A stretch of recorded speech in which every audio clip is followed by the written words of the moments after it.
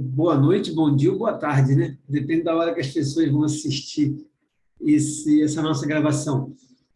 Bem, primeiro, feliz ano novo, né? Para todos nós, que seja um ano assim, não como a gente às vezes gostaria que fosse, mas um ano que tem que ser, né? Eu acho que a gente vive num processo de aceitação, num processo de introspecção, num processo de busca interior. Eu acho que o caos externo ele é necessário, não é? Porque isso reflete um pouco como está a nossa sociedade interiormente, né?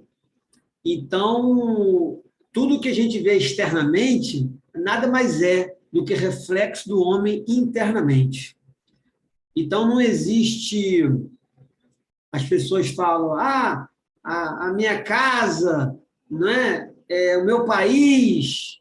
Não, você vê o seu país, as suas atitudes, tem tudo a ver com as suas atitudes internas, para com você mesmo.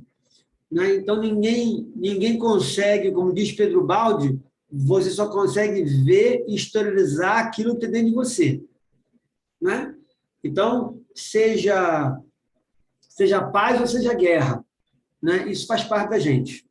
Então, acho que a arte de todos nós em 2023, né, é o respeito, é o saber viver com as diferenças, não é? E, acima de tudo, né, se amar, porque o que a gente tem visto é os seres humanos fugindo deles mesmos. E nessa busca externa, a gente vai observando que a gente vai esquecendo de nós mesmos. E isso lá na frente, a gente pode pagar um preço caro por isso. Não é? Vem aí as doenças, muitas vezes físicas ou não, mas em função de lá atrás a gente não ter dado atenção à nossa voz interior. Né? Então, que a gente comece estudando Pedro Baldi, como ele vai falar no capítulo de hoje, esse capítulo 22, a impecável justiça da lei, né?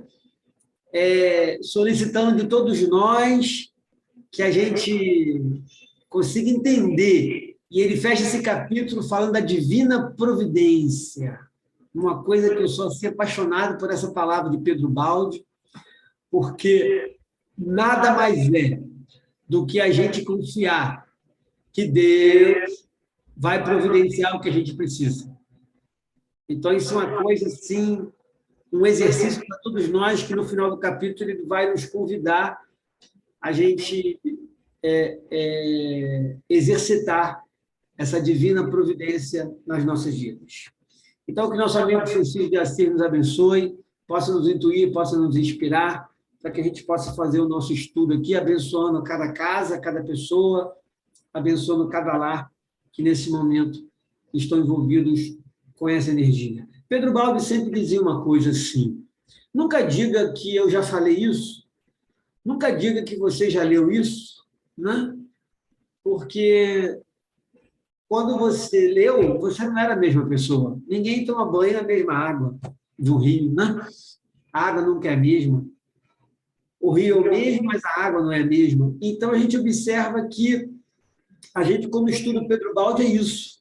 Não é? Na medida que vai dilatando um pouco a nossa consciência, na medida que a gente vai abrindo para coisas novas, coisas um pouco diferentes, não é isso? A gente vai observando que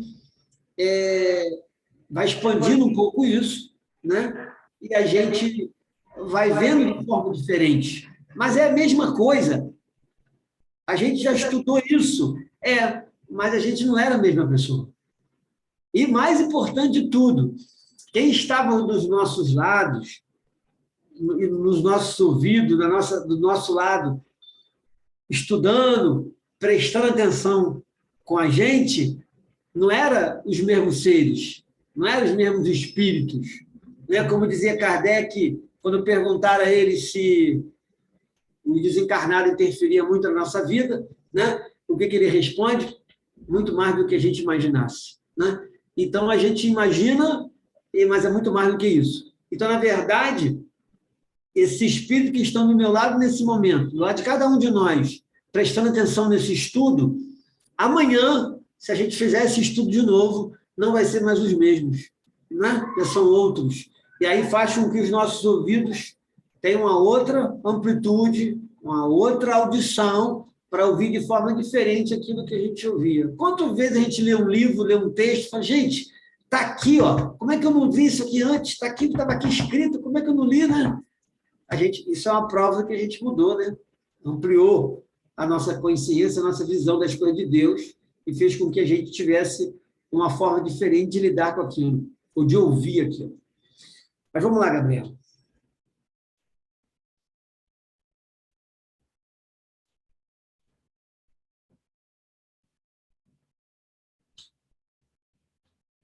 Deixa eu voltar aqui que eu estava lá. No começo mais. No começo, eu estava lá no final.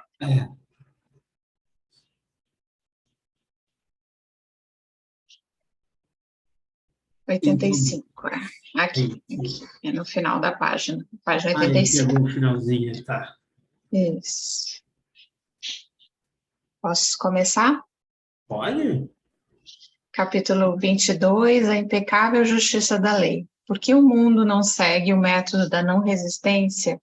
Para que ele funcione, é necessário merecer a defesa da lei. Não adianta pedir justiça quando estamos praticando injustiça, a divina providência.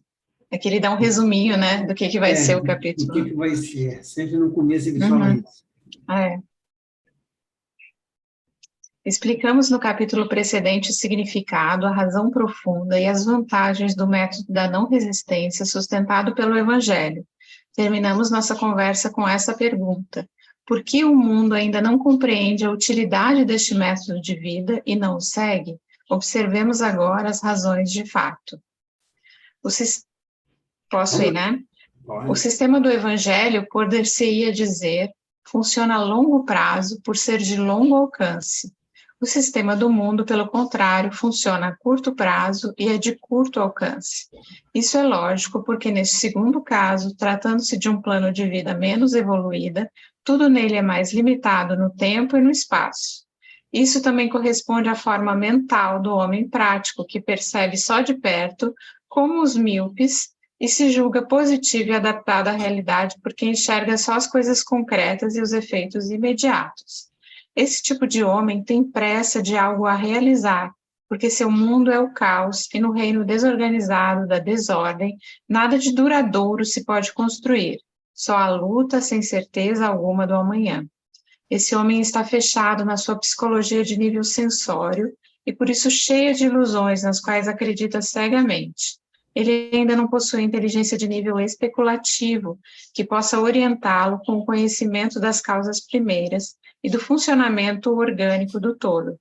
Por estas razões, o mundo ainda não pode ainda compreender a utilidade desse novo método de vida que aqui explicamos e, por conseguinte, não o pratica. Isso. Vamos lá, Gabriela. Mas, gente, pode parar a qualquer hora, né? Qualquer um pode dar a sua opinião, fazer comentário, fazer perguntas, isso aí, vamos reforçando sempre isso aí, né? Eu vou chamar, logo no começo, quando ele fala do sistema do Evangelho, a gente observa que ele fala dessa pressa que o homem tem de ter o retorno das coisas, né? Então, ele fala que esse tipo de homem tem pressa de algo realizar, porque seu mundo é o caos. A gente observa uma coisa, é aquela questão do retorno imediato, né? A gente observa assim, por exemplo, o que o vício traz, né? Eu estou ali com vontade de beber, né? Ou vontade de fumar, enfim, vou comprar uma roupa, é um celular novo, é um carro novo, né? Então a gente observa que aquilo dá um retorno, uma satisfação rápida, né? Um retorno imediato, assim, de prazer, né? Mas depois vem o caos. né? Então, ele faz esse comentário do ser humano está acostumado muito com as coisas rápidas, um resultado muito imediato, e a gente observa que Jesus chamou atenção quando ele fala da casa sobre a rocha, né? A casa sobre a areia, né? Então, observa que o resultado imediato, a casa construída muito rápida, é a casa sobre a areia, não é? É aquela história daquele porquinho que era o preguiçoso. É uma coisa rápida. Agora, teve aquele que investiu, dá trabalho, dá muito trabalho, esse aí sim, está construindo a sua casa sobre a rocha. Ele não está atrás de um prazer imediato, de uma coisa que vai satisfazer aquele seu momento, né? Ele está atrás de uma coisa muito maior, é muito mais profunda. Né? E tem uma coisa aqui interessante quando ele fala, aqui também, ele diz assim, ó, esse homem está fechado na sua psicologia de nível sensório, ele ainda não possui inteligência de nível especulativo, que possa orientá-la como conhecimento. Né? Agora, observa só, na verdade, essa psicologia do nível sensório é cego guiando cego, não é? É o cego guiando cego. Então, ele fala que essa civilização nossa não possui inteligência de nível especulativo, ou seja, o buscar o porquê das coisas, a nossa conduta, né? Por que agimos daquela forma, investigar a coisa, estudar com atenção, enfim, o saber o porquê. E aí eu lembro que teve um livro que a gente estudou uma vez do Evangelho e que tinha uma mensagem que era Jesus na última ceia, né? Um dos trechos era uma possibilidade de um discurso de Jesus na última ceia. E essa coisa do nível especulativo, de investigar, de buscar a causa, né? De não tem mais como cego guiando cego, né? Aí tem logo na primeira parte da abertura de Jesus na última ceia, segundo esse livro, ele diz assim, Jesus falando, né? Não vos conclamo a obediência cega ao tratado do meu Pai, não antes que verdadeiramente aceitei os preceitos que constituem a sagrada lei. Contudo, rogo o discernimento e apreço no trato e na lida subjetiva que vos hão de envolver com o divino ministério. Então, essa primeira frase, não vos conclamo a obediência cega ao tratado do meu Pai. Olha que interessante. Não vos conclamo a obediência cega ao tratado do meu Pai. Então, não tem mais essa fé cega, né? Esse homem tem que buscar, né? Ele tem que saber o porquê, ele tem que ir adiante, né? Não dá para aceitar só porque se falou, né? Tem que se investigar o porquê das coisas, o porquê dessa conduta, o porquê daquilo, né? Eu vendo um livro aqui, esse livro aqui do Vanderlei Oliveira, Escutando os Pensamentos, né? É o Espírito Hermance, né? Eu estou lendo esse livro, eu achei interessante aqui que ele fala, a todo momento ele vai sempre nos convidar ao sistema do Evangelho, né? E ele fala assim, nesse processo, quando ele fala do nível especulativo, que busca o porquê, né? Investiga essa coisa. Aí ele fala um pouquinho aqui nesse livro, a Hermance, esse espírito, ele coloca assim, ó, saber o que nos convém, saber o que é útil, exige dilatado discernimento aliado ao tempo. Quando usamos os rótulos certo e errado, fomentamos a culpa e a punição. Quando sabemos o que nos convém, agimos e escolhemos com responsabilidade na condução de autores do nosso destino. Então, eu acho que o Evangelho é um pouco isso, né? Se a gente parar e pensar, né? O mundo está lá, certo e errado. Ali fomenta a culpa e a punição. Agora, quando sabemos o que nos convém, não é como Jesus fala, sermos os administradores da nossa vida, agimos escolhendo com responsabilidade na condição de autores do nosso destino. Então, é aquela história que a gente caia, que a gente erra, porque só aprende quem erra. O erro não é o problema. Errar não é o problema. Errar faz parte. Errar é o aprendizado. Se uma criança não cair, ela nunca vai andar. Então, agora, que a gente caia com os nossos pés, não é? Porque na hora que levantar, é ele que a gente vai usar. Então, ele sempre, nesse capítulo, a gente vai ver isso, Pedro Baldi fazendo um convite ao homem, ao sistema do evangelho, a ele buscar o evangelho, porque como método de libertação, como método de conhecimento, como método dele sair desse cego guiando cego e passar, como disse aqui esse texto aqui da Hermans, escolhermos com responsabilidade na condição de autores do nosso destino. Não deixar o outro fazer a escolha. A escolha sempre é nossa, né? Às vezes a gente tem que tomar cuidado porque a gente entra na energia do outro, né? E a gente acaba fazendo o que o outro quer que a gente faça. A gente começa a alimentar aquela energia. E a gente tem que saber o que é nosso, o que não é nosso, né? A pessoa está gritando, aí a gente grita, não é? Mas eu gritei porque ela está gritando, não é? Eu xinguei porque ela me xingou, né? Eu quebrei o carro dele porque ele quebrou o meu. Enfim, não é isso, né? O convite do evangelho não é esse. É o contrário disso tudo, não é? Então, às vezes, a gente nem tem que passar por algumas coisas que a gente passa. Se a gente já tivesse aprendido a ter essa vibração, né? Tamanha que a gente não consegue viver e entrar naquela faixa. Como lembra que a gente falou tanto nos outros estudos, quando o Pedro Baldi fala que o mal não existe, né? O mal não tem como vir até nós é que vamos no terreno dele, né? Então, esse é um exercício para todos nós. Isso faz parte da nossa evolução. Mas vamos lá, Gabriela.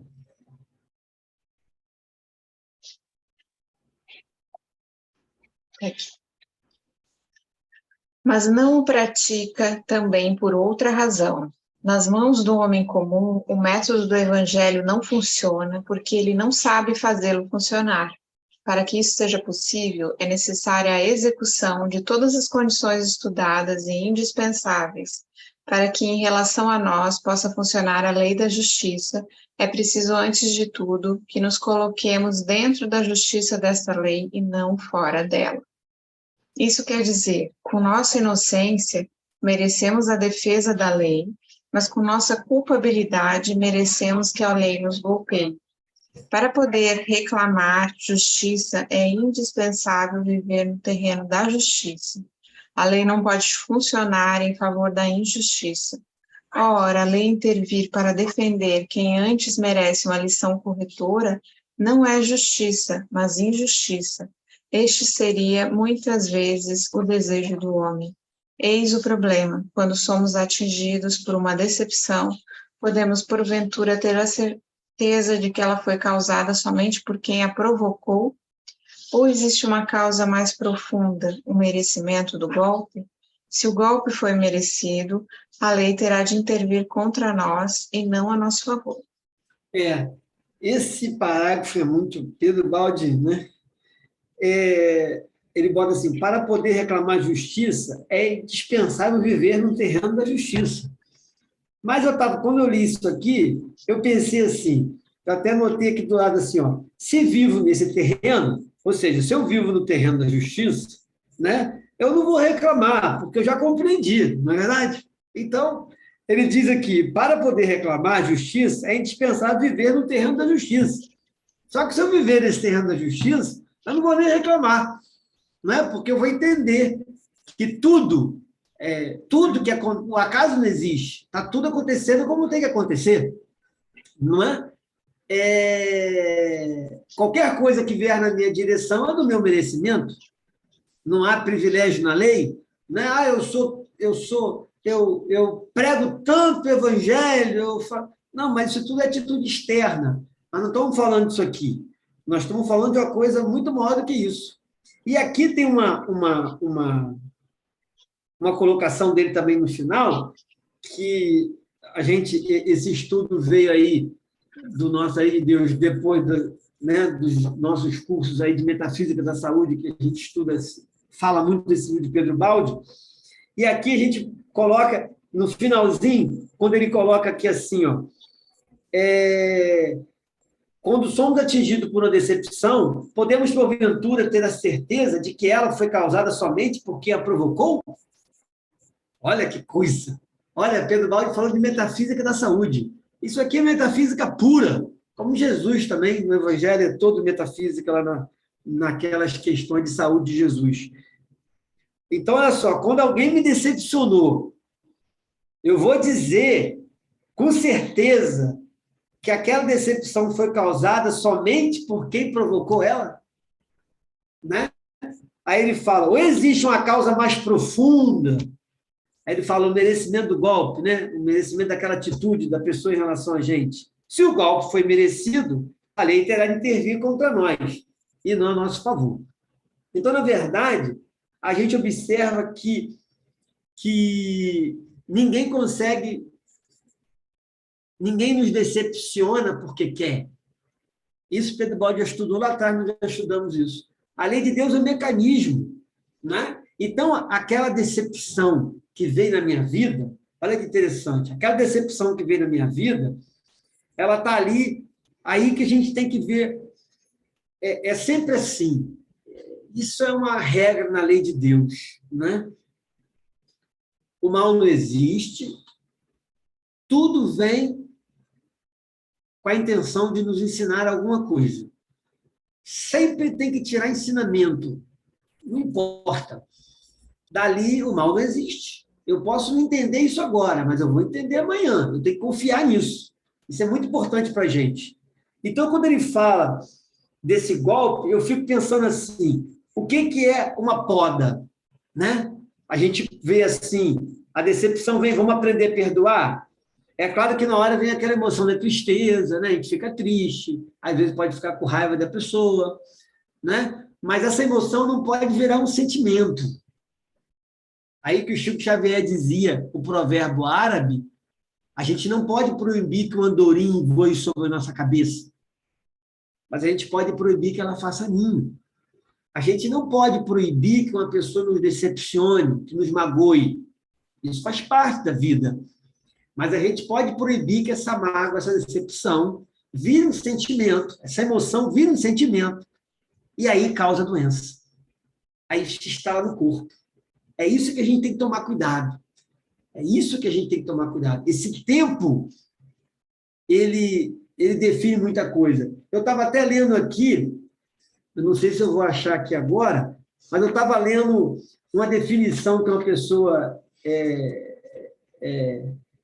deu, na verdade, um espírito deu para a pessoa, né? Uma definição aqui de mágoa, eu achei interessante.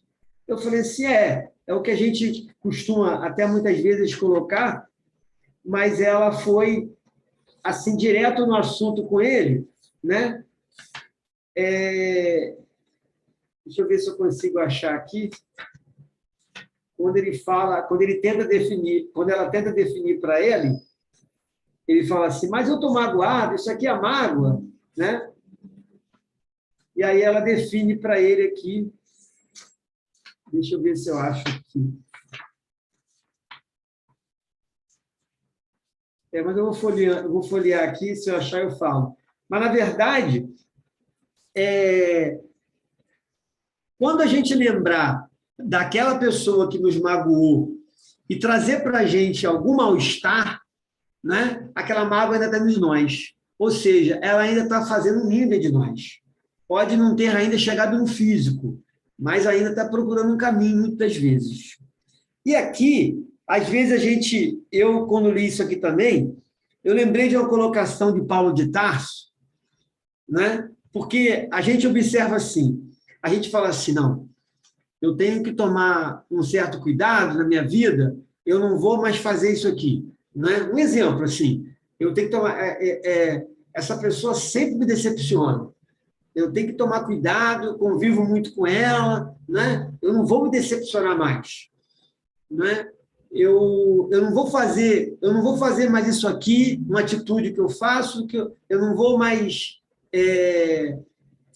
sentir raiva de ninguém. Né? Aquela pessoa, aquele meu irmão que é o meu grande problema, eu eu vou conseguir, né, ter um sentimento bom por esse meu irmão que hoje está aprontando comigo.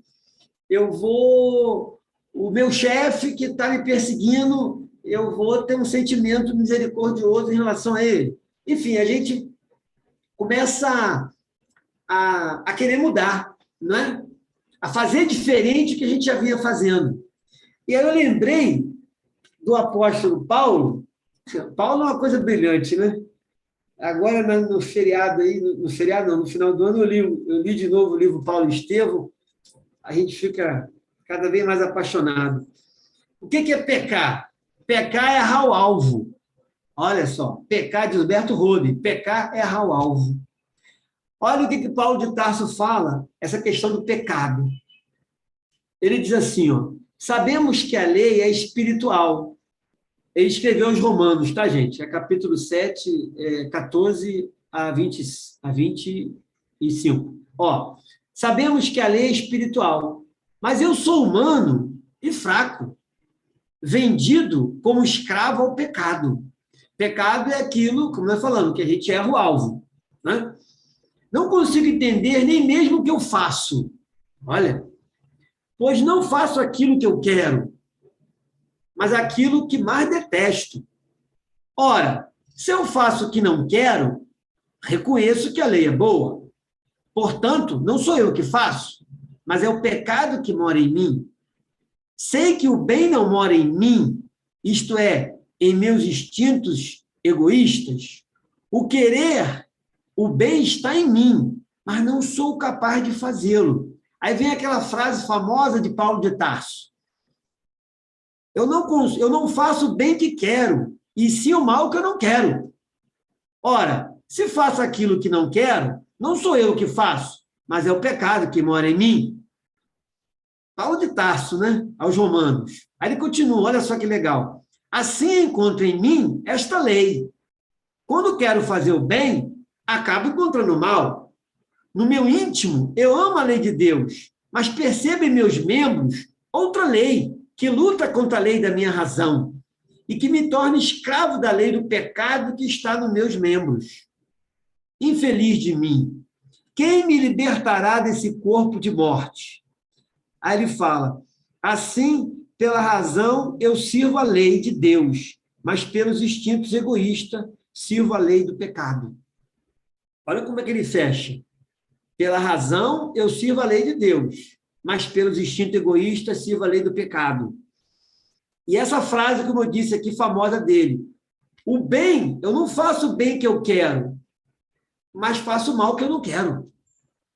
E se a gente parar e pensar, esse processo de mudança interior é assim, é difícil. Não dá para parar de decepcionar de um dia para o outro. Não é? Não dá para parar com isso. Né? Não dá para parar de sentir raiva de um dia para o outro. Então, não dá para parar, às vezes, de ficar triste com determinada situação de um dia para o outro. Isso é uma construção interna. Isso é uma coisa demorada. Né? Isso é uma coisa muito, muito, muito, muito devagar. Então, a gente observa que, a todo momento, Pedro Baldi, já ele vai falar, desse homem da nova civilização, é como se ele tivesse nos preparando, nos fazendo um convite para estar nessa nova civilização, para trabalhar esses valores, para já estar buscando isso dentro de nós, cada vez mais, né? Para estarmos cada vez mais preparados interiormente. E isso e a gente para e pensa que essa decepção que às vezes ele fala aqui pode ser uma poda na nossa vida, né? A gente observa que aquela frustração, seja o que for, aquilo trouxe uma poda. Toda poda na planta gera lágrimas, né? Então, toda poda é uma coisa difícil, não é uma coisa fácil, né? A gente tem uma perda na vida, qualquer coisa que seja é uma poda. Mas a gente recebe a notícia de uma doença, mas a gente tem que pensar uma coisa. A poda não é o fim da planta, não é? A poda não é a morte da planta. Pelo contrário, agora é que vai vir um galho novo, uma possibilidade nova. Então, se a gente ficar muito preso ao corte, se a gente ficar muito preso à poda, à dor da poda, a gente não vai vislumbrar o que de novo está vindo para nós. Nós vamos ficar tão na tristeza, tão naquela decepção, que a gente não consegue ver o que de novo está vindo. Por isso que Pedro Baldi fala, né? Se não praticar esse evangelho, do perdoa que é o melhor, né? A gente não consegue ver esse galho novo, essa possibilidade nova. É isso que a todo momento ele vai insistir, e a gente vê ele nos convidando a viver essa lei, né? Para essa lei ter uma reação diferente para todos nós. Vamos lá, Gabriel.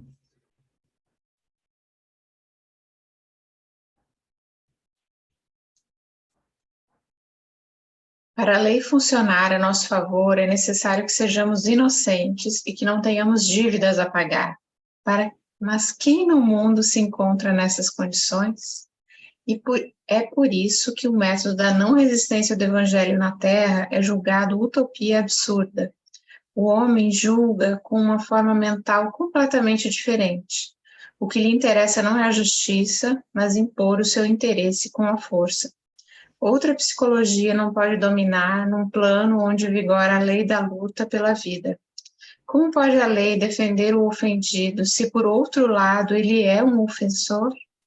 Muitas vezes reagimos contra o ofensor e nos alegramos quando chega sua punição por tê-lo merecido, advinda da própria lei que é justa.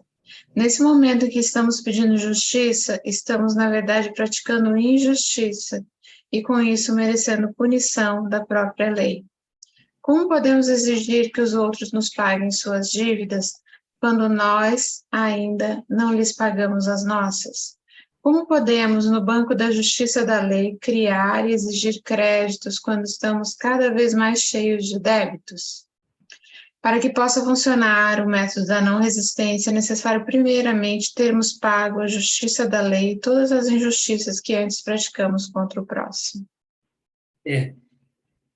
Mais um capítulo bonito, né? Eu gostei muito quando ele fala aqui, ó, o homem julga com uma forma mental completamente diferente. O que lhe interessa não é a justiça, mas impor seu interesse com força, né? Outra frase que eu gostei dele: como pode a lei defender o ofendido se, por outro lado, ele é um ofensor? Não é? Então, a gente sempre dá um exemplo aqui, né? A pessoa vai entregar uma pizza e aí usa da pessoa, aí a pessoa às vezes não sabe ler, mas esse cara é burro, né? Aí a lei vai defender o ofendido. Aí Pedro Baldi fala, mas como é que a lei vai defender ele se por outro lado ele é um ofensor?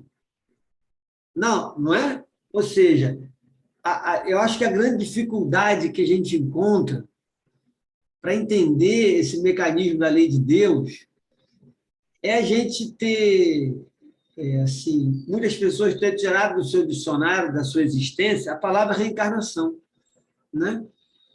Então, a gente sempre é muito parcial, a gente sempre vai analisar de acordo com o mundo de hoje, de acordo com essa encarnação. E aí fica difícil acontecer isso aqui, ó. Como é que a gente vai entender, ó, como pode a lei defender o ofendido se, por outro lado, ele é um ofensor? Quer dizer, se eu não tiver essa lei de causa e efeito, a reencarnação, né? Esse encarne e desencarne, nascer de novo para evoluir, eu não vou entender essa colocação de Pedro Baldi. Então, tem certas coisas que a gente parte assim, às vezes eu vou conversar com a pessoa, eu digo assim para ela, você acredita na possibilidade de você ter tido outras vidas? Acredito. Aí, então, vamos lá. Então, eu vou conversar com você umas coisas. Mas quando a pessoa diz, não, isso é conversa, sem chance, a vida é essa e acabou. Então está tudo bem, está tudo tranquilo. Então, fica feliz do jeito que você está tudo certo, não tem nada errado, né? Então, não tem como conversar, não tem como dialogar ali, porque a pessoa vai ficar naquele embate que é aquela questão das brigas religiosas, né? Não cabe a gente entrar nesses detalhes.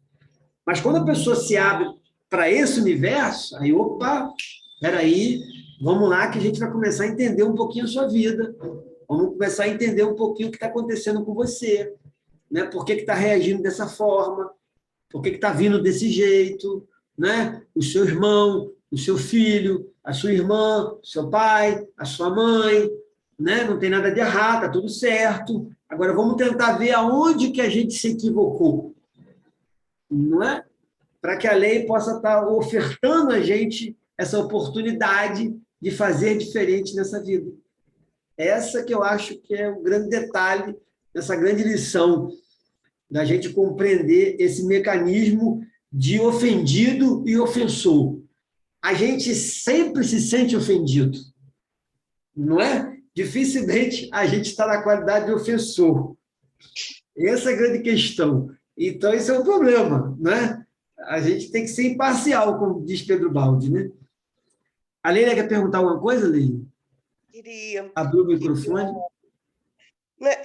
Queria assim, fazer um comentário. Colocação. Na verdade, tudo isso que a gente aprende, que a gente sai em busca, né? Não importa se é aqui no curso ou através de outros caminhos do budismo, da meditação, de outras espiritualidades, né? Na verdade, esses ensinamentos todos, que são arquétipos em todas as religiões e religiosidades, sem o pressuposto da reencarnação, né, como princípio, nada disso faz sentido. Isso né, é óbvio, nada disso faz sentido. Agora, por que é tão difícil, mesmo sabendo disso, mesmo entendendo isso, e pelo fato do esquecimento, né, das outras vidas, do nosso passado distante, né, a gente leva em consideração o máximo que a gente tem de conhecimento, que é essa vida que a gente está vivendo agora, né, no presente.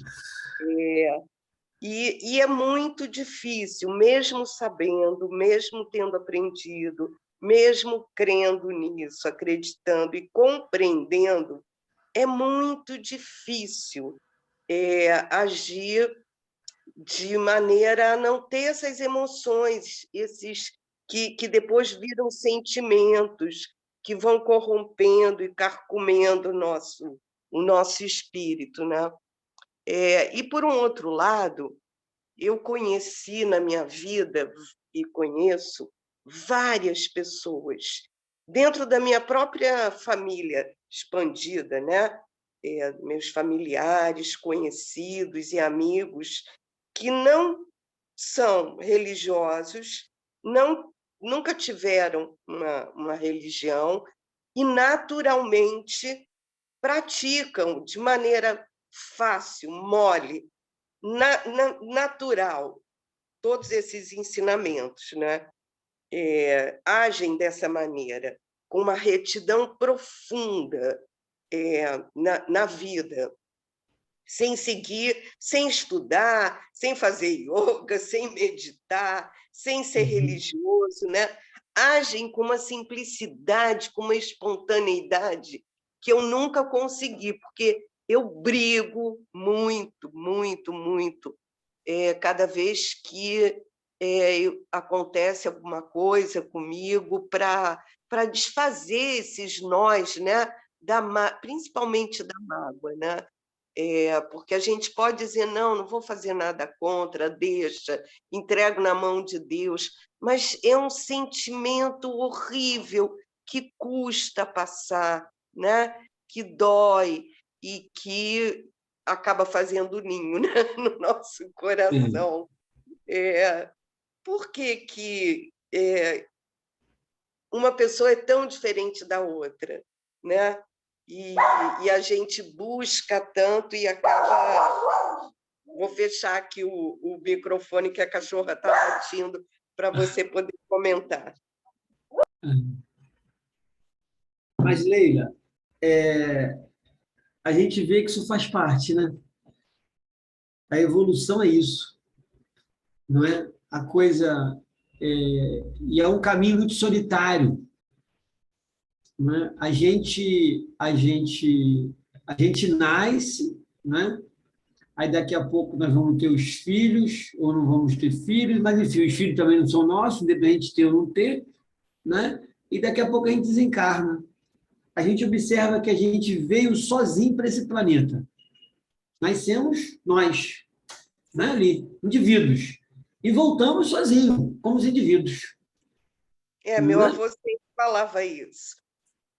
Então, na verdade, é uma caminhada, né? É uma caminhada individual, é um processo de cada um de nós, né? Agora, não se sinta privilegiada, né? Ou como um único ser que não consegue perdoar, que não consegue trabalhar essa mágoa. Entende? Porque nós estamos aqui para isso. Esse é o nosso destino. Essa é a nossa missão aqui. Às vezes, Leila, tem pessoas que têm uma facilidade grande no perdão, mas são pessoas completamente ciumentas.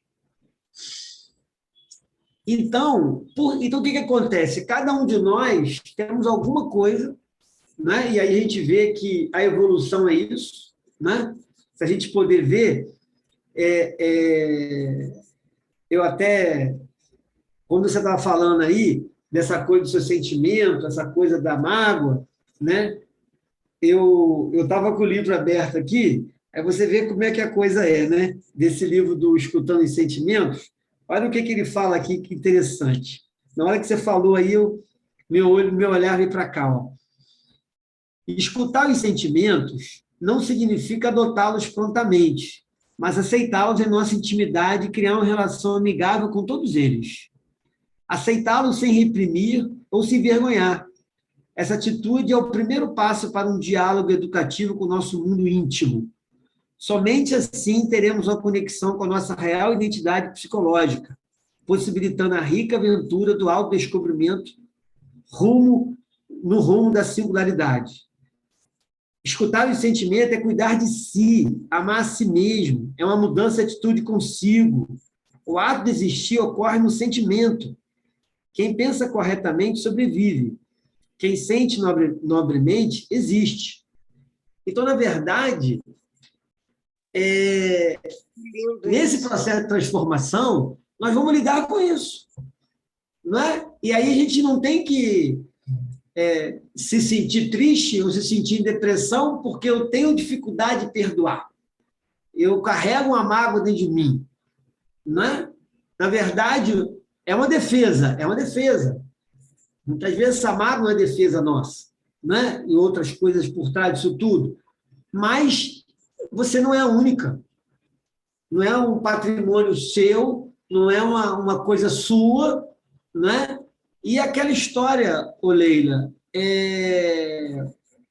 não tem receita, sabe? O tempo é seu, o tempo é de cada um. Ninguém pode chegar, olha, você vai fazer uma terapia e são 10 sessões e você está liberto. Nem começa. Isso é mentira. Isso não existe. É igual aquela pessoa que me pergunta, Leila, a erva de São João é bom para depressão? Eu falei, boa. E quanto tempo o chá vai me deixar bom da depressão? Eu falei assim, meu amigo, não tem como uma coisa dessa, não. É igual perguntar, né? Fernando, um chá bom para mágoa, para perdoar. E quanto tempo eu perdoo? Não existe isso. Não existe isso. Agora, o que nós sabemos é que essa dificuldade ela vem como dever de casa, não é? É isso que a gente tem que entender. A lei de Deus é muito boa, ela tem um amor profundo por todos nós. É onde a gente tirou nota baixa, é que ela vai investir na gente. A gente investe no nosso filho que tirou nota baixa em matemática, mesmo que ele não entenda hoje, mas amanhã ele vai agradecer porque que a gente ficou dando aula de reforço a ele para ele aprender matemática. Mesmo que ele vá fazer história, se formar em história, mas ele tem que aprender matemática. Isso faz parte do currículo dele da escola. né? Então, a lei de Deus, por amor, faz com que a gente, que não tem essa habilidade de perdoar, colocar próximo a gente pessoas que nos façam exercitar isso, nos dê essa aula de reforço, não é? Então, seja uma irmã, seja um pai, seja uma mãe, seja um amigo, não importa. É como diz Pedro Baldi, né? Essa decepção, os dois estão envolvidos, né? Quem decepcionou e quem foi decepcionado. Os dois têm um comprometimento com o seu passado, com a lei, não é? Ali está se fazendo justiça. Ali está se fazendo justiça, não é? E pensar, né, Leila, que aquela pessoa que te magoa, não te magoa porque ela quer, né? Ela está sendo um instrumento da lei para te magoar. E se ela soubesse que te magoando vai fazer você se tornar uma pessoa melhor, vai fazer você evoluir, ela com certeza não iria te magoar. E como diz Pedro Baldi, o mal está a serviço do bem, mas se ele soubesse que está a serviço do bem, ele não seria mal. Não seria mal, Né? Então, às vezes, aquela pessoa acabou de se comprometer com a lei de Deus para a gente evoluir. Né? Esse é o caminho de todos nós. Então, a gente tem que entender um pouco por aí. Por isso que a gente fala da lei de causa e efeito, o passado, ir para outra encarnação, porque isso começa a nos trazer um certo conforto. Porque Jesus falou, né? Bem-aventurados que sofrem, porque serão consolados. Né? Então, a lei de Deus nos consola, a lei de Deus nos aponta, a lei de Deus faz a gente entender por que aquela pessoa está fazendo aquilo com a gente. Mas talvez o Evangelho, né, esses grandes ensinamentos desses grandes mestres, a nossa predisposição em mudar, né, é que faça com que a gente consiga vencer esse desafio da lei de Deus para com a gente. Não é isso? Então, o fato de eu entender racionalmente não significa que eu perdoei. Exato. É isso. Essa é a grande questão. Uma coisa é com a outra.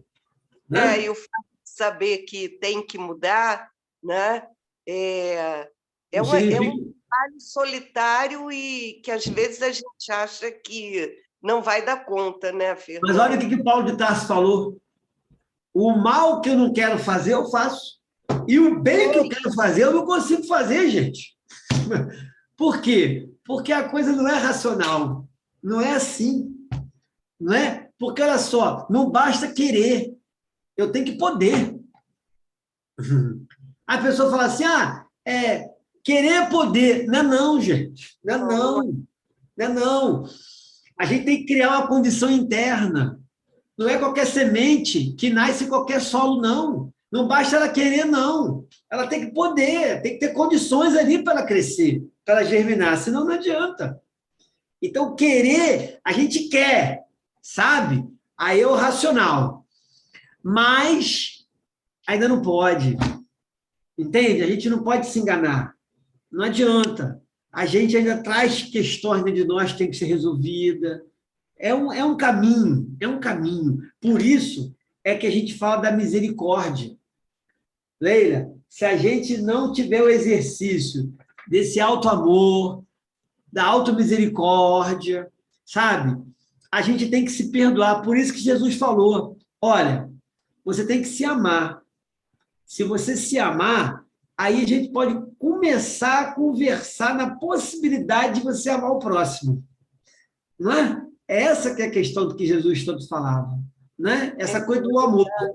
E aí, Leila, eu acho que a grande questão aí, entra aí os nossos medos, as culpas, os adiamentos, as carências, o desrespeito a muita coisa do nosso passado com a gente, nessa e outras vidas, né? Isso tudo vai entrar como ingrediente para nos dificultar nessas decisões, nessas coisas que a gente realmente resolver mudar, né? Então, tem muita coisa. Gente, somos 700 encarnações. Não dá para exigir que numa encarnação a gente consiga fazer o que a gente não estava conseguindo fazer em 700. Né? Agora, o mais importante, Leila, você já está dentro de você. Né? Que é o quê? essa coisa da gente, aonde está a sombra, né? Porque quando a gente define assim, eu vou buscar uma definição de sombra, né?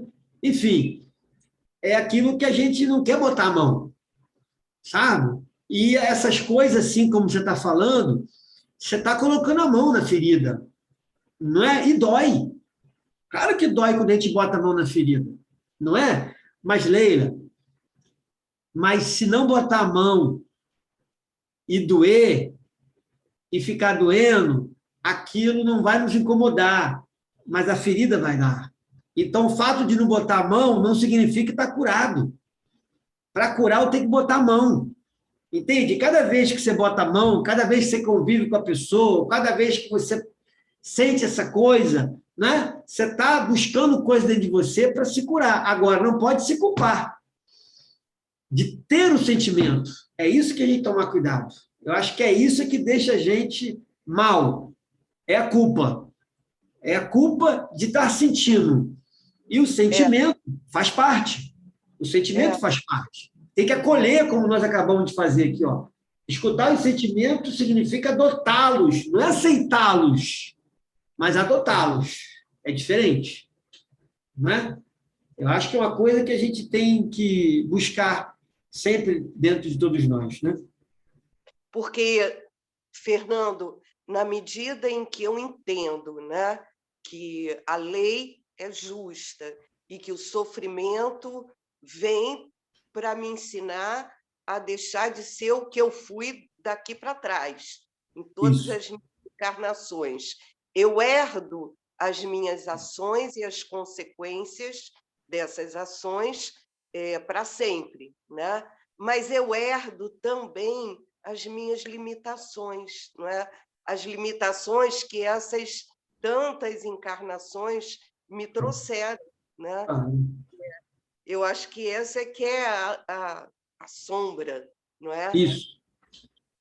A sombra são as minhas limitações, as minhas dificuldades e inabilidades em fazer ou colocar em prática o que eu já sei que é o certo fazer, não é? Isso aí. Não é simples, não é fácil.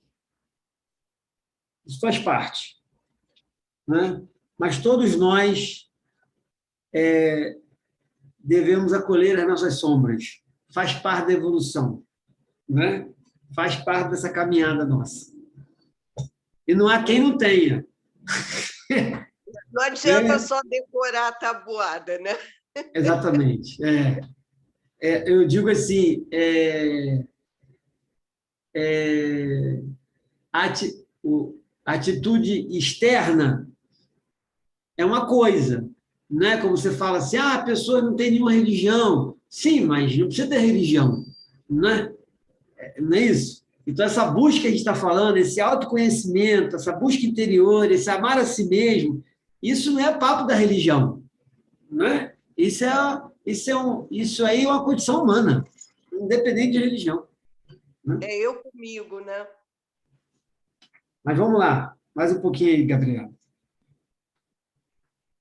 Ao recebermos uma ofensa, em vez de nos dirigirmos ao ofensor, deveríamos falar com Deus e com nós mesmos, para saber onde está a verdadeira causa da ofensa.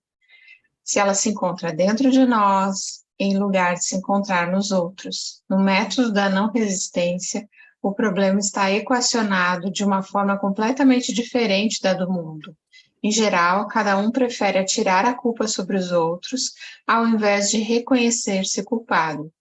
Num sistema de justiça tal como é o da lei, se essa nos golpeia, como se pode admitir que a culpa seja dos outros? De fato, se alguém vive de acordo com a justiça e recebe um ataque não merecido, a lei, por si mesma, pelo seu princípio de justiça, defendê-lo-á quando ele praticar o método da não resistência, de modo que a reação não terá mais sentido. Ele já se colocou dentro do equilíbrio da lei, sendo justo. Para que se realize a justiça, ele tem de ser protegido pela lei, a qual o defenderá como sendo coisa sua, que faz parte do seu sistema.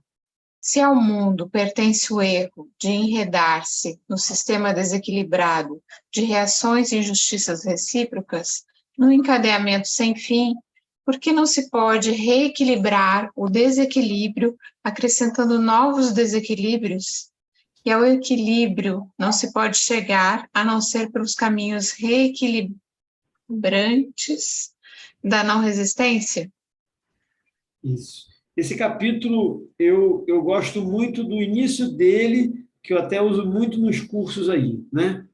Ao recebermos uma ofensa, em vez de nos dirigirmos ao ofensor, deveríamos falar com Deus e com nós mesmos, para saber onde está a verdadeira causa da ofensa, se ela se encontra dentro de nós, em lugar de se encontrar nos outros. Né? Essa frase de Pedro Baldi, inclusive eu botei, acho que foi até na minha apostila isso aí, do curso. Essa frase é uma coisa assim impressionante, né? Porque a gente recebeu qualquer tipo de questão na nossa vida, né? A gente para, olha que colocação de Pedro Baldi. A Pedro Baldi, aquela pessoa me ofendeu. Não, não, não. Não vai falar com ela, não. Antes de você falar para ela, se dirija ao seu interior. Olha o que ele está dizendo para a gente assim.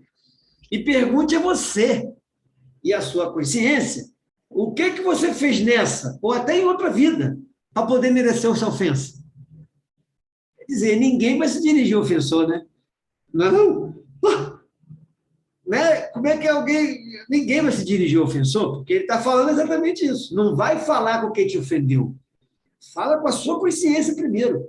E pergunte a ela o que você fez nessa ou em outra vida para merecer essa ofensa. Isso é muito profundo, muito profundo.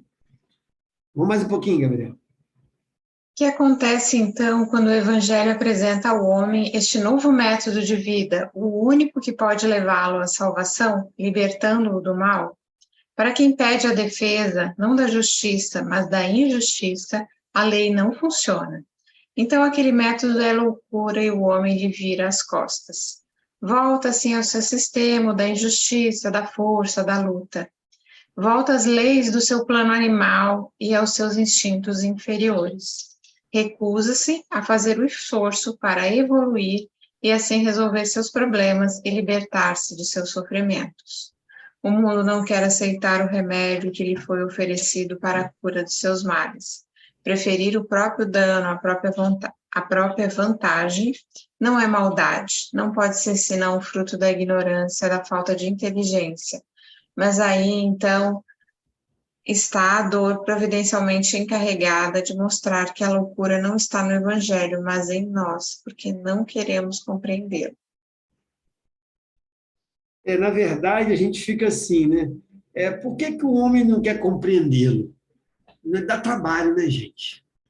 Dá trabalho compreender uma coisa que você vai ter que viver. Compreender para viver, né? Dá trabalho. O Evangelho dá trabalho. Eu sempre costumo dizer assim, quer acabar com a nossa paz é conhecer a lei de Deus. Quer acabar com a nossa paz é conhecer o Evangelho. O Ramatiz fala que o Evangelho de Jesus é a miniatura da lei de Deus, né? Então, quer acabar com a nossa paz é conhecer o Evangelho. Acabou com a nossa paz. Porque aquela pessoa que nos ofende não está errada. Aquela pessoa que grita comigo não está errada. Quer dizer, né? Não tem nada errado, é tudo certo. Agora, o que eu preciso é trabalhar isso dentro de mim. Não é só, como a gente comentou ainda há pouco, né? Não é uma atitude externa. Tem que ser uma atitude interna. Esse é o nosso exercício maior. É isso que Pedro Baldi todo fala da não resistência. A não resistência não é só externa. Dentro de mim também não pode ter essa resistência. Não é? E aí que a gente fala que é um exercício maior. Não é fácil. Ninguém fala que é fácil. Por isso que Pedro Baldi fala, é difícil o homem de hoje me entender. Vai ser difícil esse homem me entender. Eu vou escrever para um outro homem da nova civilização, um homem que está buscando se educar. Eu até busquei uma definição de educação, eu achei interessante que a pessoa fala assim, educar-se é trazer à luz uma ideia, levar para fora, fazer sair, extrair. Olha que interessante, hein? Educar, seu significado é trazer à luz uma ideia, levar para fora, fazer sair, extrair. Esse que ele fala que é um processo de educação. E eu estava até observando aqui uma colocação do Jung, quando ele fala uma coisa chamada individuação, né? Diferente de individualidade. Individuação é uma coisa. A individualidade é outra coisa. Individualização, né? Ele fala individuação. A definição é interessante. Olha só que interessante. A individuação é expressar nossa singularidade, nossa particularidade, né? A marca de Deus em nós. O ato de talhar a individualidade, aquele seu distinto e único que está latente dentro de nós. A individuação é a marca de Deus em nós, né? Esse é o processo dessa busca dentro de todos nós. A gente amanhã tem o nosso trabalho de meditação, né? Se a gente parar e pensar, a meditação é um pouco isso, né? A meditação é um pouco essa coisa de aprender a ouvir nossos sentimentos, né? Os reclamos do nosso espírito, quem somos nós mesmos, né? Acolher o que a gente falou ainda há pouco aqui, né? Acolher essas sombras, acolher esses sentimentos que brotam. Então, a gente está no caminho certo, né? A gente está no estudo de Pedro Baldi e, ao mesmo tempo, a gente vislumbrou esse trabalho da meditação como um instrumento da gente se educar, não é? Esse é o processo todo, é se educar. Porque se a gente tem qualquer coisa na nossa vida, não é? O que a gente tem que fazer? Se educar. Educar aquela forma de pensamento, educar aquele sentimento, né? Aquela emoção, tudo é um processo, aquele vício, tudo é um processo de educação, não é? Então, quando ele fala aqui que educar-se é trazer à luz, é levar para fora, fazer sair, extrair, quer dizer, o que de mais nobre é em nós, não é? Então, a gente não pode desistir, não é? O mundo pode desistir de nós, mas nós não podemos desistir de nós. Essa é a grande questão.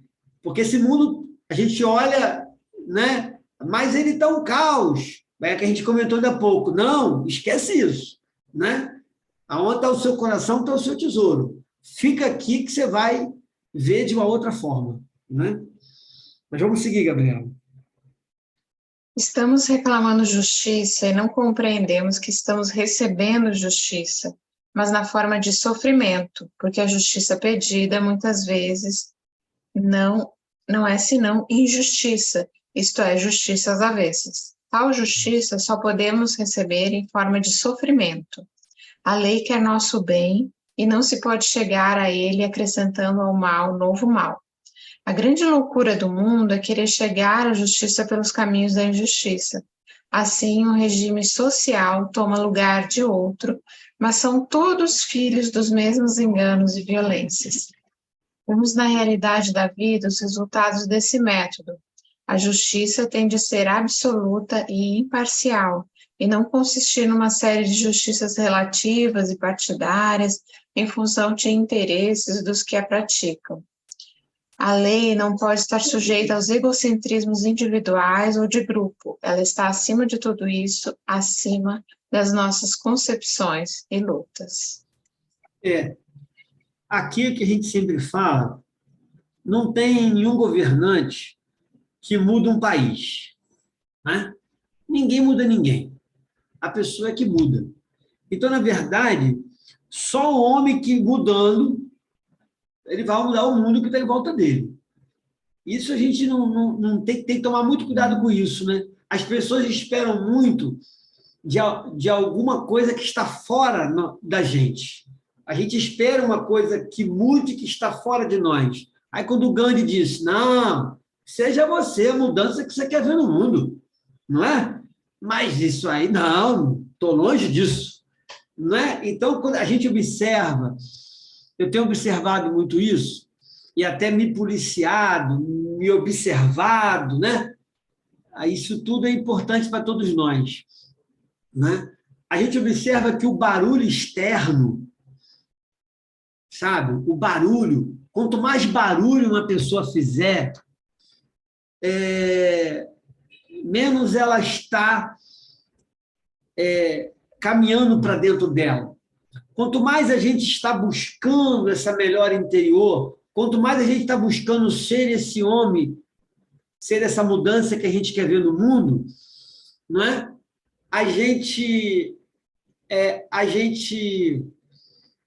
critica menos, a gente começa a se envolver muito com as coisas externas, menos barulho, não é? Por quê? Por que a humanidade vive com barulho? Por que as pessoas não conseguem ficar em casa sem escutar uma música, um rádio alto, né? As pessoas não conseguem ficar num local 1 hora, 2 horas, ou um dia inteiro, num local silencioso, tranquilo. Por que isso? Né? Porque elas estão muito fora delas. E na hora que a circunstância, o lugar, faz ela ficar sozinha, né? Ela não consegue ficar só. Né? Aí a gente vê, opa, acendeu a luz vermelha, tem que tomar cuidado. Agora tem que tomar cuidado. Né? Se eu não consigo ficar em casa, se eu não consigo ficar no lugar sem escutar um barulho, né? É porque eu ainda estou muito envolvido com o ruído externo. Ou seja, essa minha busca interior, né?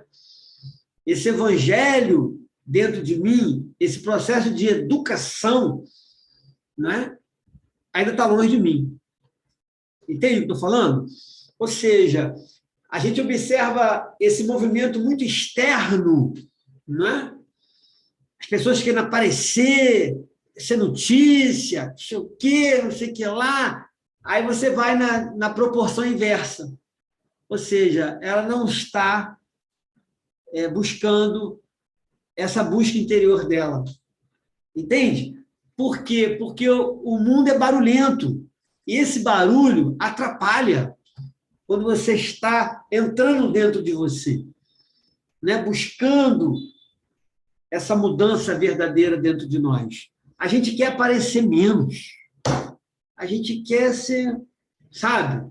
É claro que Jesus falou, né? A luz é para ficar sob o alqueire. Sim, mas é como Pedro Baldo diz. Quem é não diz que é. Deixa a natureza mostrar que você é. Então, se você é luz, deixa a natureza te botar lá na frente. Ninguém vai esconder uma casa sobre a montanha. Mas não tenha isso como finalidade. Não é? Isso é consequência. Não pode ser finalidade. E quando chegar lá, não é para a sua glória. Não é? É para a glória da espiritualidade. Então, a gente... É isso que eu fico buscando muito assim, né?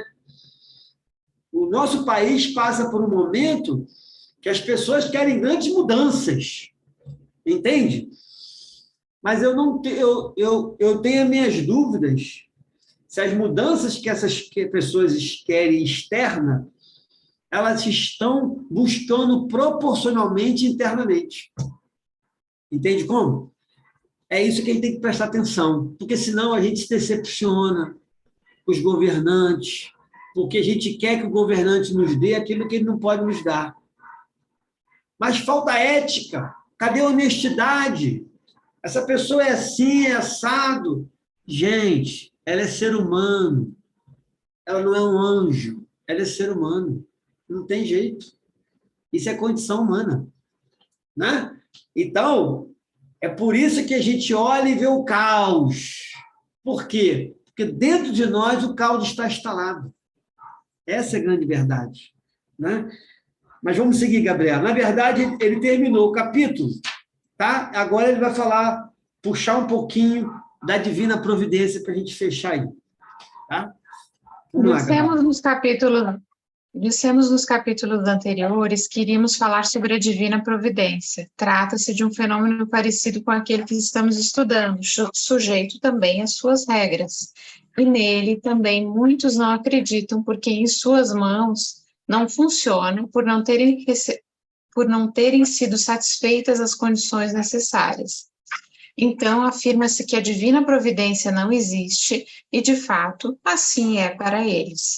Entretanto, ela continua funcionando para os outros. Neste caso, também se trata de um fenômeno a longo prazo e de longo alcance.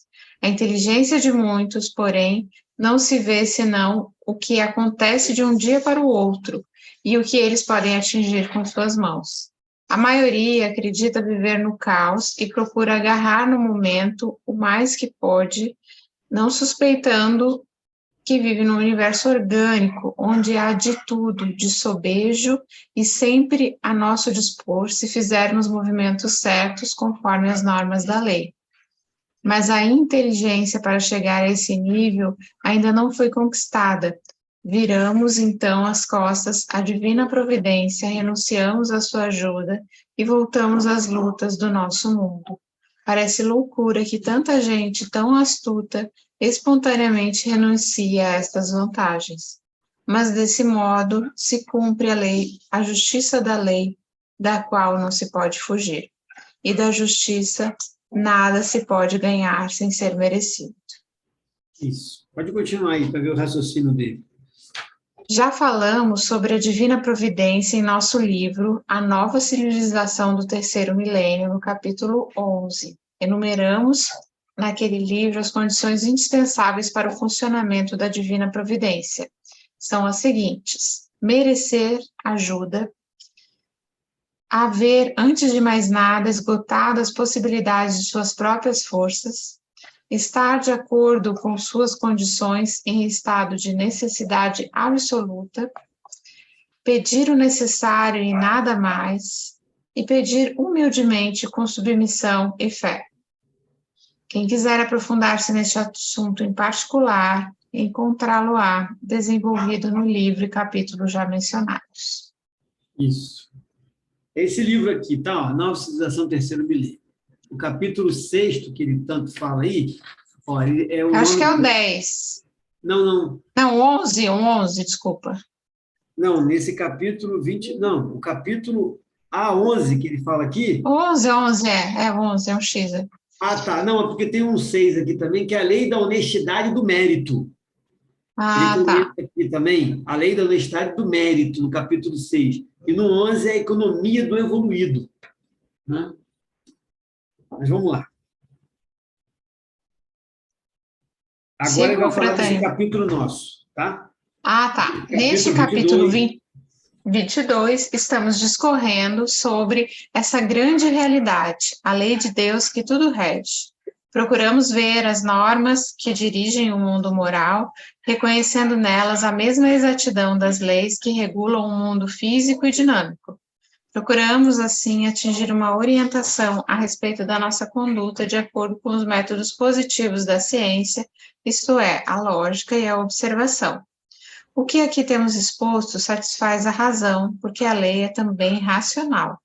Nossas afirmações baseiam-se sobre 2 pontos fundamentais. Número 1, uma teoria geral da estrutura e funcionamento orgânico do universo, da qual essas afirmações representam as conclusões práticas derivadas daquela teoria. Número 2, essas conclusões foram submetidas a controle experimental, isto é, são o resultado, como dissemos no começo, de meio século de experiência, a qual se poderia chamar de laboratório, porque foi executada no banco experimental da realidade da vida. Gente, aqui Pedro Baldi, ele está colocando a situação dele, tá? Então, quando ele fala assim, essas conclusões foram submetidas ao controle experimental, isso dele, na pessoa dele. Isso são um resultado, como dissemos no começo, de meio século de experiência. Olha ele falando dele. A qual se pode chamar de laboratório, porque foi executada no banco experimental da realidade da vida. Então, ele diz que isso aqui não é teoria, isso é uma prática. E, no final, faz o convite para a gente seguir essa prática aqui. Ou seja, deu certo, isso aqui está dando certo, não é?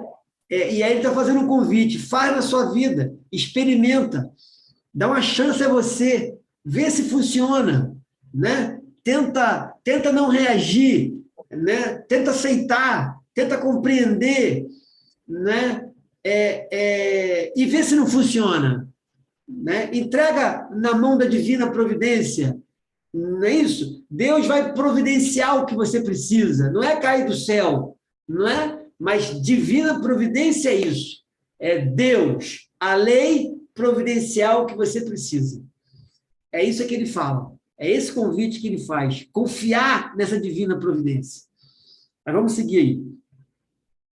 Como acontece a todos que, de qualquer maneira, têm de movimentar-se e adotar uma conduta, nós também, percorrendo os caminhos da vida, não podemos deixar de tocar as teclas da lei e de receber, através dos acontecimentos, sua resposta. E nada melhor que os fatos tem o poder de convencer. Vimos em verdade o funcionamento da lei. Podemos assim dar testemunho de que ela funciona, desenvolvendo-nos o que lhe entregamos, retribuindo-nos conforme o que merecemos. E não podemos acreditar, porque isso seria ilógico e injusto, que a mesma lei não venha a funcionar da mesma forma para todos. Isso. A lei não pode ter privilégios, né? Ela tem que funcionar da mesma forma para todos. Não pode existir privilégios nela. E não pense que para Pedro Baldi foi fácil, não. Nada, não foi fácil. O cara foi perseguido, né? O cara foi proibido livros. Enfim, Pedro Baldi perde um filho na guerra, perde uma filha muito novinha, depois perde uma filha na guerra, sai de um país, larga tudo e vem para cá com a sua família, sem perspectiva alguma, assim, objetivamente, só promessas, e vem cá e daqui a pouco tira ele da casa, bota ele para fora de casa, está despejado. Quer dizer, nós não estamos falando de uma pessoa que teve uma vida assim, sem dificuldade Tranquila. alguma. Nada. É uma pessoa que precisou perdoar. Ele mesmo dizia, Jesus falou que eu tenho que perdoar. Então, eu tenho que perdoar, né? Jesus falou que eu tenho que perdoar, eu tenho que perdoar. Quer dizer, não é o exercício. Então, ele está dizendo para a gente aqui que vale a pena. Ele está dizendo que não foi fácil, que não é fácil, mas ele se oportunizou a experimentar e ver que funciona. Isso aqui dá certo. É igual a gente falar assim, gente, ó, toma esse chá de capim-limão aqui, que você expectora, que é uma coisa impressionante. Aí você nunca experimentou. Agora, e quem experimentou? Gente, isso aqui é brilhante. Se você tomar, expectora é uma coisa de doido. Não é assim que a gente vai multiplicando? É isso que Pedro Baldi fala. Se cada um experimentar, se cada um ver que funciona, isso vai passando adiante, isso vai passando adiante. Né? E está todo mundo experimentando e vê que funciona. Né? Que a lei, olha só que interessante, a divina providência, confiar que a lei de Deus vai providenciar o que você precisa. Não é? É confiar. Isso é confiança. Mas vamos lá. Não estou falando que ninguém vai trabalhar, né, gente? Não é isso, não. É outra história. Vamos lá, Gabriela. Tem que fechar aí. Não queremos com isso impor crença alguma, só podemos convidar todos aqueles que se interessarem por esses conceitos a experimentá-los por si mesmos, a fim de realizarem para sua vantagem a mesma descoberta. Aqui se encontram explicadas as regras do jogo para serem controladas, verificando-se que são verdadeiras. Nosso desejo não é de maneira nenhuma o de espalhar ideias em busca de seguidores. Falamos unicamente porque ficaríamos muito satisfeitos se pudéssemos ver também os outros, apesar de se encontrarem no meio deste mundo feroz, obter os resultados maravilhosos, diríamos mesmo milagrosos, de satisfação interior e de sucesso prático com que a lei nos respondeu e com a ajuda de Deus nos permitiu alcançar. Está vendo a colocação dele bonita aí? Né? Aqui se encontram explicadas as regras do jogo para serem controladas, verificando se são verdadeiras. Nosso desejo não é de maneira nenhuma de espalhar ideias em busca de seguidores. Né? Não é para ninguém seguir. Tanto que a gente falou, não tem como cego guiar cego. Ele fala, não, tem que ser ali, ó, tem que saber o porquê das coisas, você tem que ir atrás, você tem que investigar. Né? E ver se isso é bom para você. Agora, se foi bom para Pedro Baldi, não significa que vai ser bom para a gente. Mas ele fala, experimenta, vê se vale a pena. Se você não tomar o capim-limão, como é que você vai saber que ele expectora? Se você não tomar um chá de cidreira, como é que você vai saber se ele é calmante? Ou seja, tem que se permitir. Se não se permitir, como é que vai ser? Não é? Como é que vai saber se aquilo realmente funciona? se aquilo é bom também para mim. Porque agora é o que Pedro Baldi sempre fala, não é depois sair sufocando os outros com essa ideia, não é porque é bom para mim que eu tenho que sufocar os outros com essa ideia. É o que ele disse aqui, ó. Não tem que se sufocar ninguém, não tem que buscar adeptos, né? E as pessoas querem um pouco isso, né? Agora, como eu até coloquei aqui, que ele sempre nos convida a experimentar essa existência, né, da divina providência. Isso é uma particularidade de Pedro Baldi o tempo todo, né? E aí a gente observa o seguinte, eu falo de Jesus, mas tem uma consciência que abraça Jesus, como abraçou Buda, Moisés, essa consciência crística que faz da Terra o seu corpo, que a gente chama de um engenheiro sideral, de um Cristo, de um arcanjo da Terra, né? E se a gente for ter como um engenheiro sideral da Terra, né, vamos dizer assim, agora a gente observa assim, são grandes arquitetos do universo, são grandes arquitetos de corpos, vamos dizer assim, de mundos, mas, dependendo da qualidade desse material que eles forem usar, esse mundo pode desabar. É claro que esses grandes seres, quando a gente fala de uma nova civilização do terceiro milênio, que está sendo arquitetada por eles, está sendo construída por esses engenheiros siderais, ou por esse engenheiro sideral da Terra, né? A gente sabe que isso não vai desabar. Mas aí tem aquela história, a necessidade de escolher o material humano que vai construir essa nova civilização. E aí a gente observa, a gente tem que providenciar o mais rápido possível, não tira a palavra o mais rápido possível, mas nós temos que providenciar essa busca interior dentro de todos nós, né? Se cabe a esse ser construir um planeta, se cabe a esse ser agora, né, providenciar essa nova civilização do terceiro milênio, mas que material que ele vai usar para compor essa nova civilização? Não é? Eu posso ser um excelente arquiteto, mas se eu tiver um material inferior, eu vou construir uma obra, uma casa, ela vai despencar toda. Por mais um grande engenheiro que eu seja.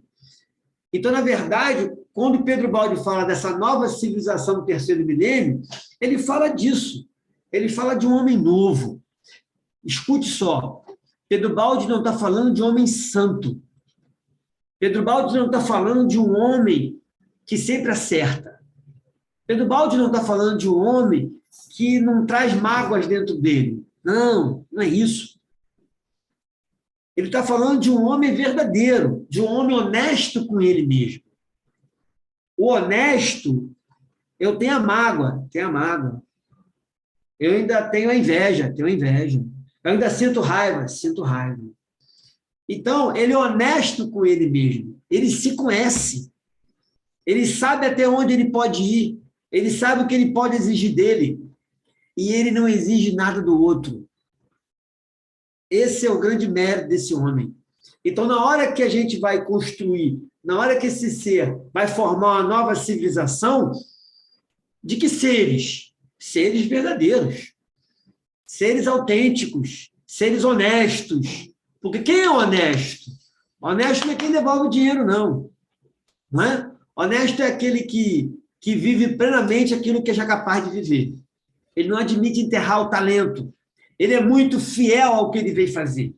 Ele tem uma fidelidade, uma sintonia, uma harmonia. Eu sei que eu conheço as minhas sombras, não é?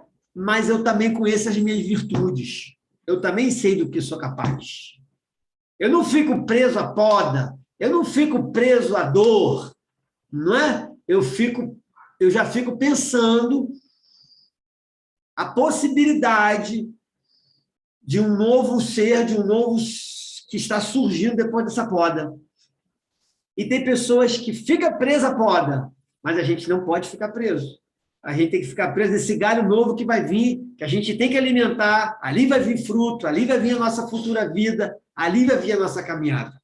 Então, seja doença, seja a falta de diálogo com alguém, seja qualquer coisa, né? A raiva direcionada a uma pessoa, não importa, não importa. Isso não é entrave, isso não é dificuldade para que a gente participe dessa nova civilização. O que a gente precisa é reconhecer, né? Esse ser verdadeiro que a gente está buscando dentro de nós. E quando perguntaram para Michelangelo assim, como é que você é capaz de esculpir, né, essas obras maravilhosas, nesse mármore bruto, né? Como é que você é capaz de fazer isso? E aí, o que Michelangelo falou? Ele disse assim, não, quem colocou essa obra aí dentro desse bloco de mármore foi Deus, né? Eu apenas tirei o excesso. Mas quem colocou a obra lá dentro foi Deus. Deus é que esculpiu lá dentro. Eu só tirei os excessos. Não é? Então, se a gente parar e pensar, a nossa vida também é assim. Nós somos obra de Deus. Estamos dentro desse organismo vivo chamado Deus. E agora, o que fazer? É aparar as arestas, tirar os excessos, para que a gente possa ver quem somos nós, verdadeiramente. E que Jesus, que o Baldi, Helena Blavatsky, Lydie Bitter, Buda, Moisés, Hermes Trismegisto, que essas grandes consciências que verdadeiramente esculpiram as suas almas nesse grande bloco chamado Deus, possa nos inspirar e nos encorajar para botar a mão nessas ferramentas e esculpir verdadeiramente o nosso ser. Que o Pai nos abençoe mais uma vez. Podemos fechar.